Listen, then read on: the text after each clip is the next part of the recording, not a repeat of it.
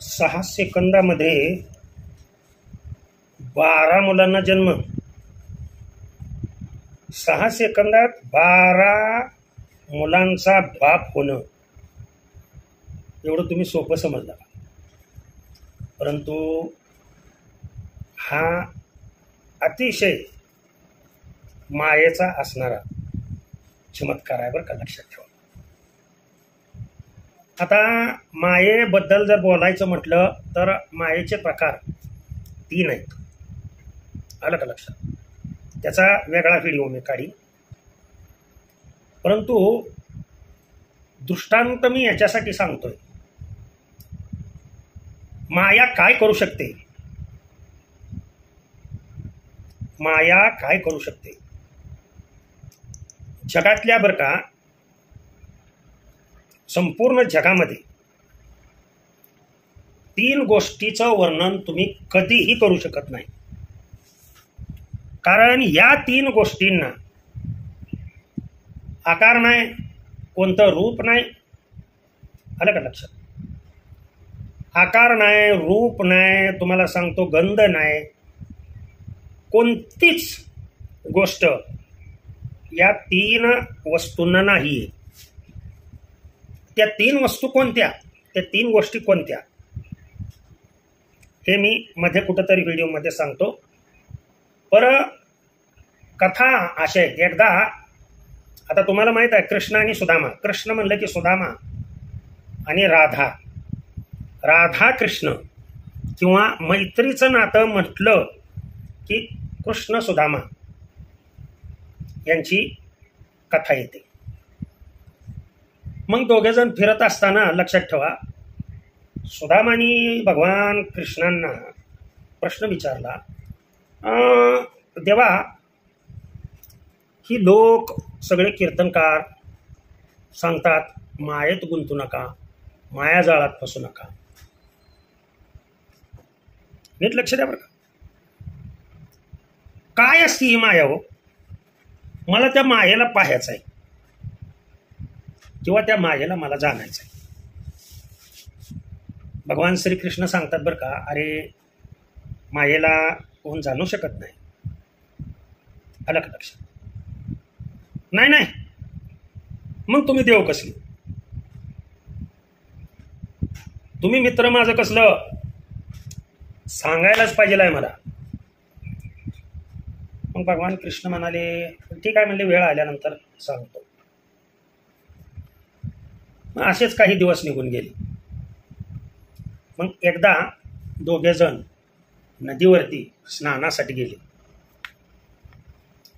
मग स्नानासाठी गेल्यानंतर दोघांनीही डुबकी मारली. भगवान श्रीकृष्ण डुबकी मारून आपलं लगेच बाहेर निघाले. मात्र सुदामाला त्या गार पाण्यामध्ये इतका आनंद वाटायला लागला. सुदामा डुबक्यावर डुबक्या, डुबक्यावर डुबक्या, नाक धरून खाली जाणार, बुडणार, वर येणार. आपल्या इकडे भगवान श्रीकृष्ण अंग वगैरे पुसून टॉवेलनी आपला पंचा, धोतर म्हणा, आपले चाललंय. ते सुदामा बघतोय काय चाललंय कृष्ण कन्हैयाचं. तर अशा कृष्ण कन्हैया आपल्या त्या धोतराच्या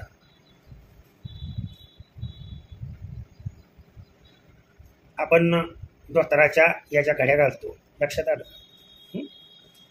लक्ष द्या व्यवस्थित. त्याला निरया असं म्हणतात. आलं का लक्ष? पहिली निरी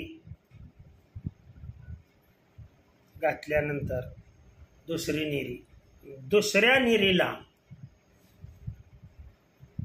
हा डुबकी मारतो खाली. कोण? सुदामा. हा नीट लक्ष द्या.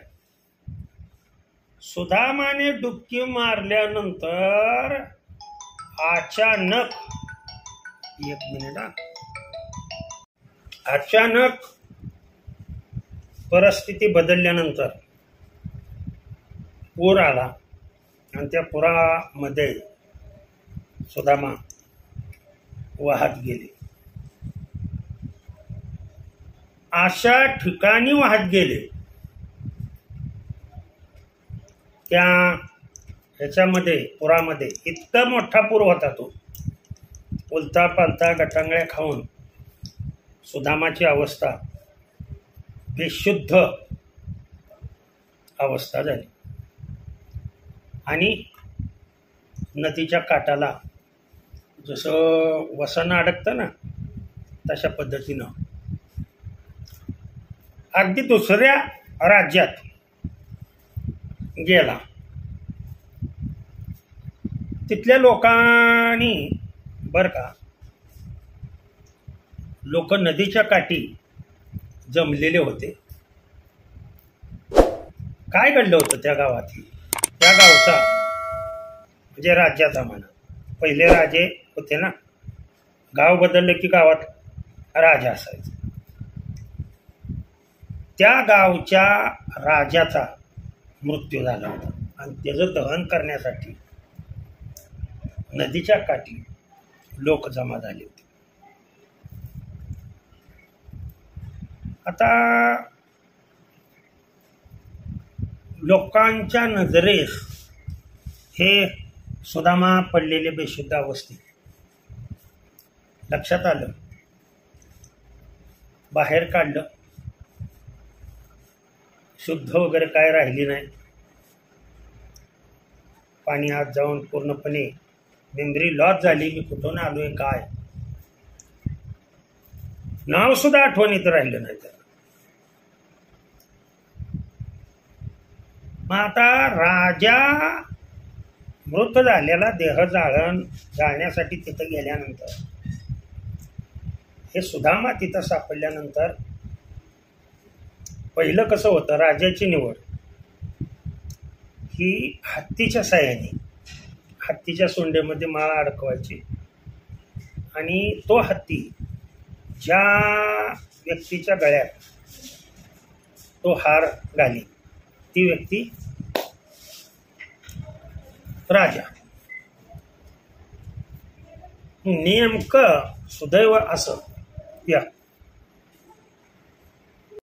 त्या हत्तीने ती माळ, तो हार सुदामाच्या गळ्यात टाकला आणि तो राजा झाला. तुम्हाला सांगतो 36 वर्ष राज्य केलं.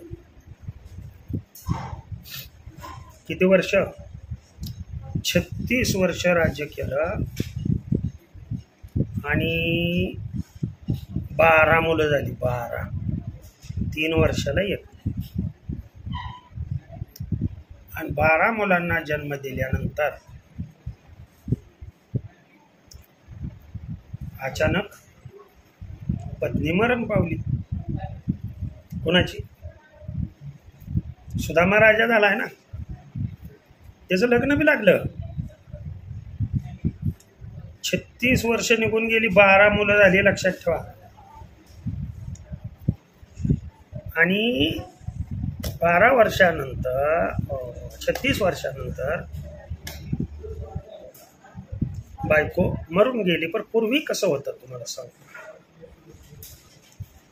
गावगावच्या प्रथा वेगवेगळ्या होत्या.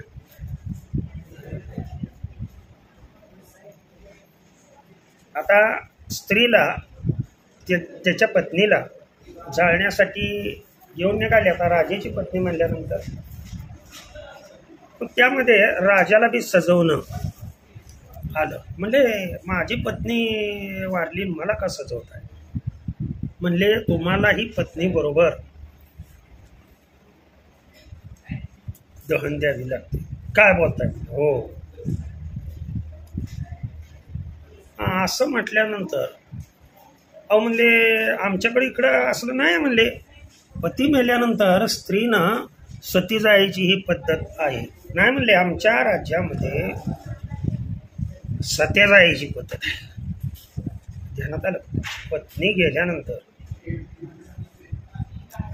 इकडं लट लट लट लट लट कापायला लागला गडी.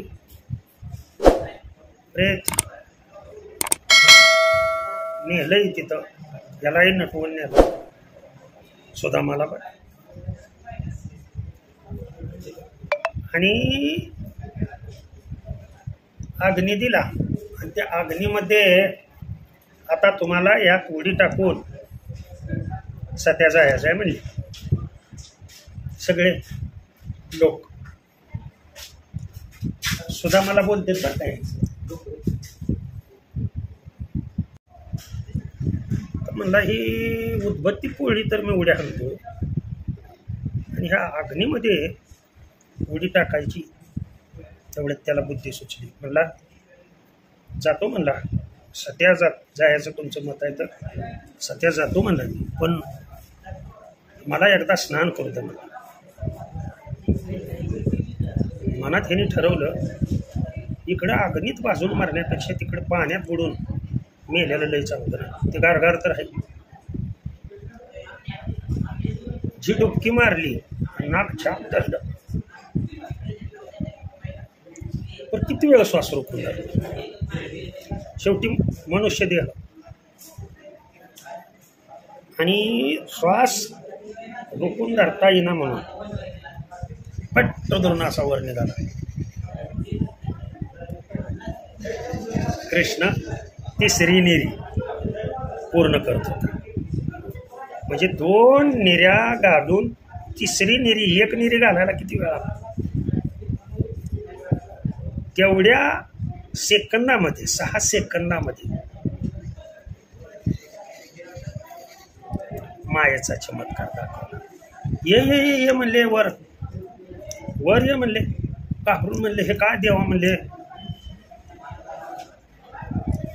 घाबरला म्हणले तुला माया बघायचं आहे ना. बघितली म्हणला तुमची माया, बाद झालं म्हणला. माया काय असते ती मी बघितली म्हणला. पायावर डोकं ठेवलं आणि याच्या पुढे म्हणला तुम्हाला प्रश्न विचारणार नाही. हे सगळं मायानगरी भगवंतानी 6 सेकंदात एका निरीमध्ये सुदामाची झालेली अवस्था. आलं का लक्षात. स्वप्नावत सर्व असलेलं सर्व दाखवलं. त्यामुळं ती असली आहे, ती तसली आहे, संत असली आहे, तसली आहे, देव असलाच आहे, तसलाच आहे, कोण वर्णन करू शकत नाही संताचा तो महिमा. आलं का लक्षात. स्वतः जगद्गुरु तुकोबाराय होता. माया महिमा सांगू शकत नाही तिचा, आणि संताचा महिमा, ब्रह्माचा, मायेचा आणि संतांचा, या 3 व्यक्तीचा महिमा तुम्ही सांगू शकत नाही. याच्या पुढील भाग कंटिन्यू करतो मी पुढच्याकडे. रामकृष्ण हरी, विठ्ठल केशव.